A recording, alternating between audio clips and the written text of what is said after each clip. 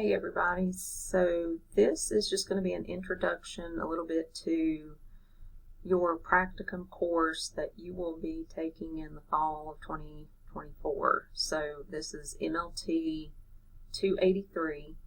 By this time you all should be pretty familiar with Moodle, so I'm just going to do a very brief overview here of how this course is laid out. So, of course, you've got the Start Here tab that you have with every course in Moodle. You have to complete that success check activity. I think this is what opens up the rest of the course for you.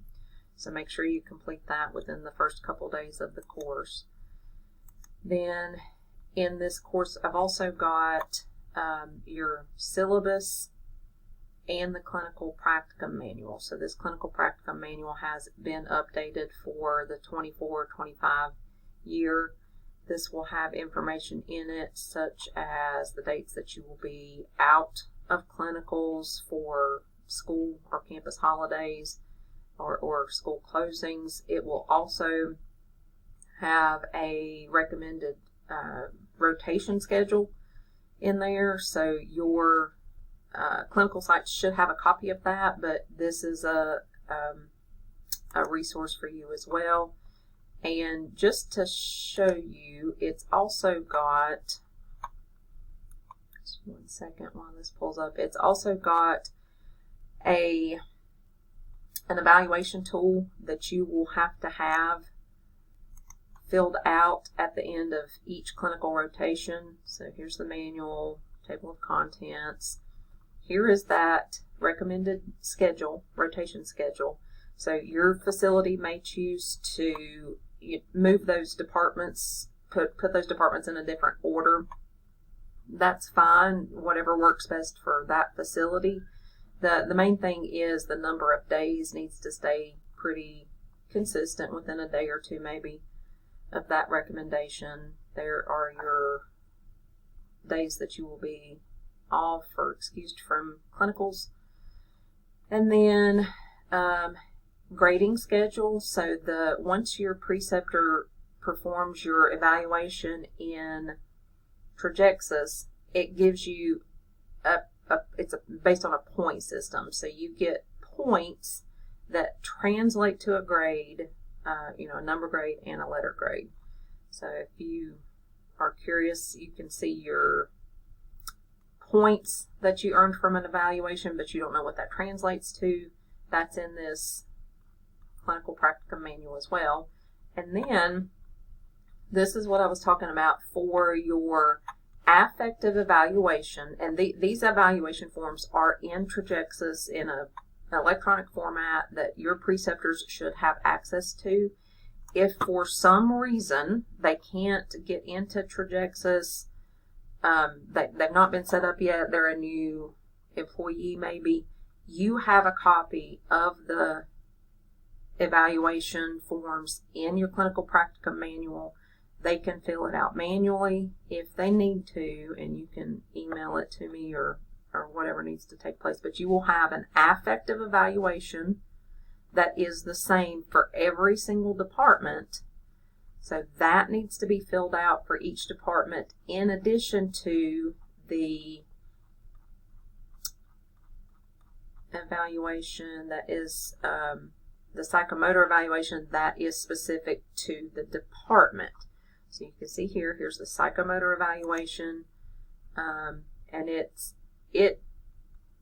you get graded on kind of a different format. Here's one for hematology and hemostasis. So again, this clinical practicum manual has got your objectives for each department that you should be working on while you're going through that rotation. It has got your learning outcomes. It's got those evaluation forms if you were to need them. So, just glance through this, see if there's anything in there that you might have questions about. Again, your case study, that's actually a part of MLT 216 professional issues, but I've put it in here as well just so you can have access to it here also. So the grading rubric for that, an example of a case study that was done very well, just so you can take a look at that. And then this instrumentation for your clinical practicum, that is just kind of something for you to keep track of. It's always good to, like maybe on your future resumes, under your skills section, you can say, hey, I had experience with this particular analyzer, so I'm comfortable with it and I can use it. So it's just a good practice to keep a running tab of that. And then your cognitive objectives, ASCP rotation exams. So this is where your exams for each of the clinical rotations, that's where your exams are located. So you'll come to Moodle to take those exams at the end of each rotation. So when you finish your hematology rotation, and a lot of hospitals combine hematology and coag departments, so that's this platelets and hemostasis exam, you would have to take both of those exams.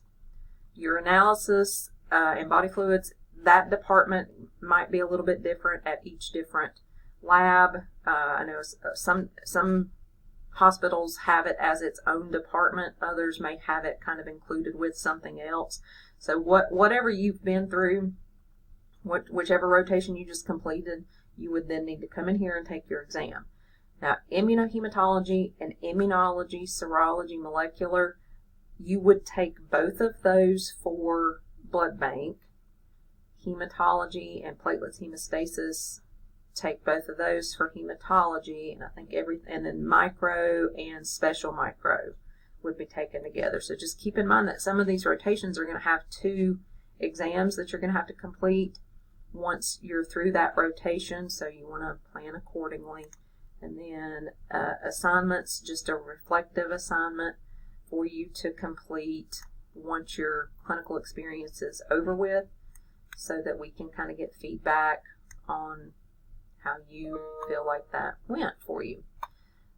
We've been through this before here. My contact information, phone number, office hours, my supervisor information, but you guys know how to get in touch with me. So that is just a real quick overview of how this course, your clinical course, is laid out in Moodle. So of course, just let me know if you have any questions.